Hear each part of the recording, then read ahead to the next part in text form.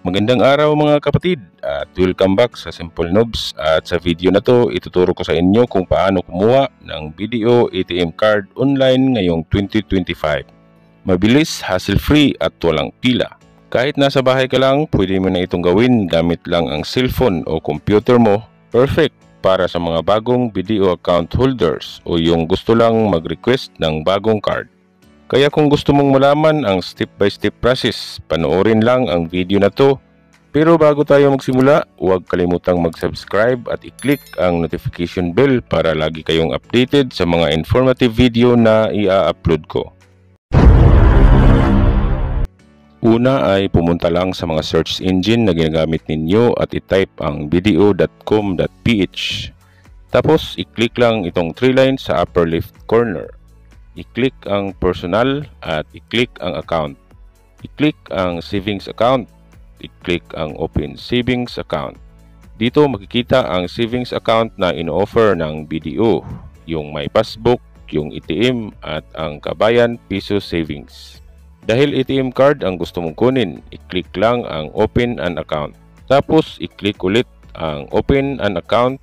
I-click ang OK, I understand at i-click ang start application. Are you an existing BDO customer?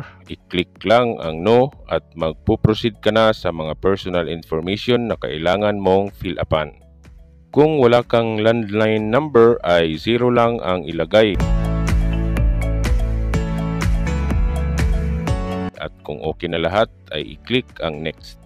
Pagkatapos ay i-input lang dito ang OTP na pinadala sa iyong registered mobile number at i-click ang submit. Dito sa Data Privacy Consent, pwede mong basahin lahat kung hindi ka nagmamadali, pero pwede mo ring i-check agad ang box katabi ng I have read at i-click ang next. Dito naman mga personal information pa rin gaya ng home address at permanent address, gender, birth details at marami pang iba. Kung kumpleto na ay i-click na ang next. Pagkatapos ng personal information, financial information naman gaya ng source of fund, piliin lang kung saan nanggagaling ang iyong income tapos i-click ang next. Tapos nature of work or business at kung okay na ay i-click na ang next. Tapos work or business contact details at saka address at i-click ang next. Other source of fund, i-check ang yes kung meron man at kung wala naman ay piliin lang ang no at i-click ang next. Mapupunta ka na ngayon sa document submission. Dito ay kailangan mo ng 2 valid ID.